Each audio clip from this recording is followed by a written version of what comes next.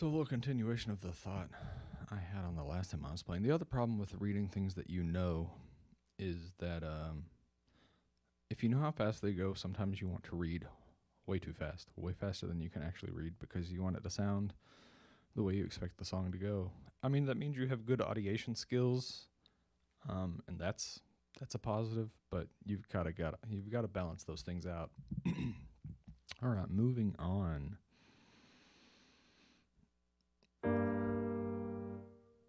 Key.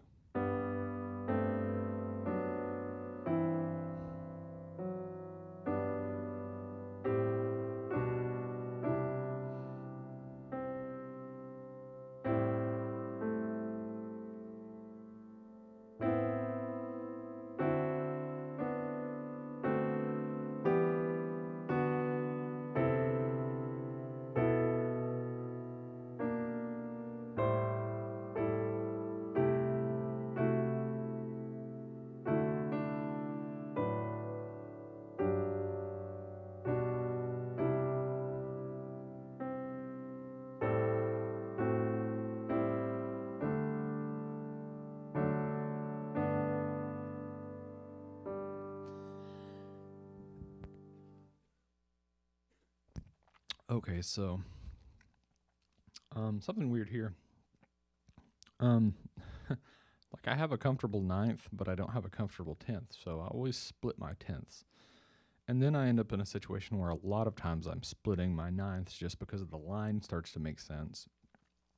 But here there are actually several comfortable ninths that I should be able to play fully in my left hand. But when I got there, I was kind of vacillating in my head. Do I try to reach this ninth? And I'm weaker at playing ninths actively because, for one, octaves show up more than ninths. Tenths show up more than ninths. I don't run into a lot of ninths, and I run into very few ninths that I can actually play in context. So I'm very out of practice for just hitting ninths. Yeah, that was a little bit of a thing for me. If I was going to perform this, then I would definitely do that. I would try to play the ninths in my left hand. So I'm going to give this another read.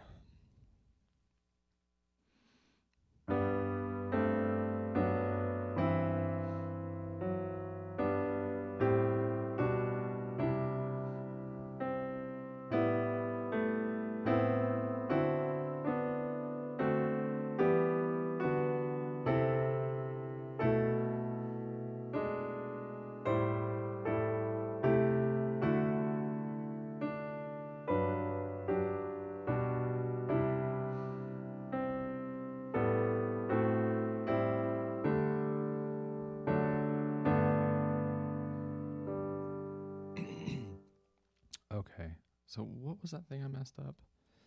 Back at the end of the first system.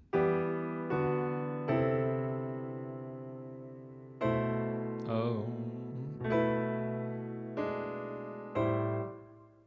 What is...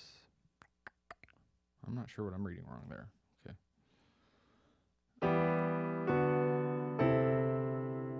So the seventh, I was under reaching. That's just right. Okay.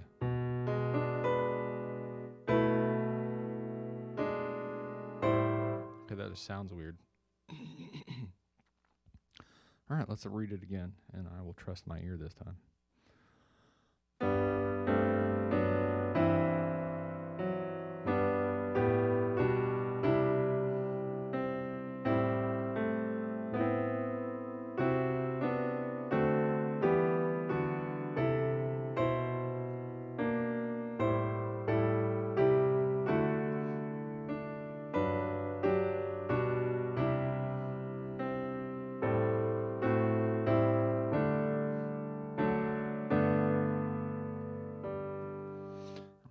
So that wasn't great.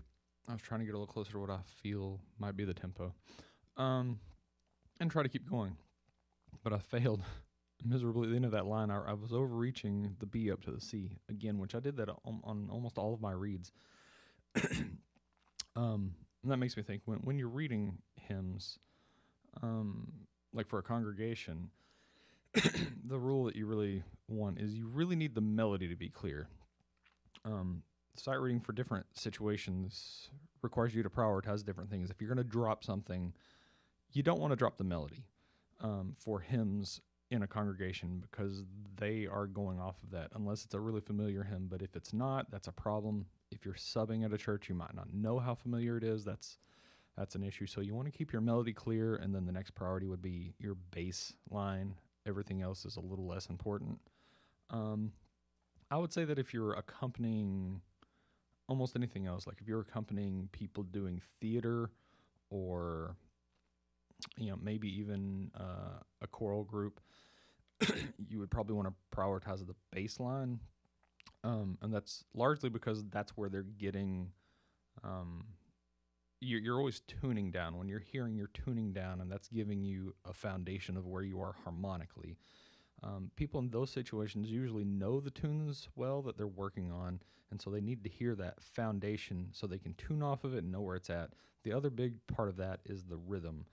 You want to keep the bass line going so that that rhythm is there, because usually in that kind of music there is some rhythmic thing happening. As long as they have that feel behind them, it makes it a lot easier. They don't need the melody as much. But for hymns in a congregation, you definitely want your melody to be top priority.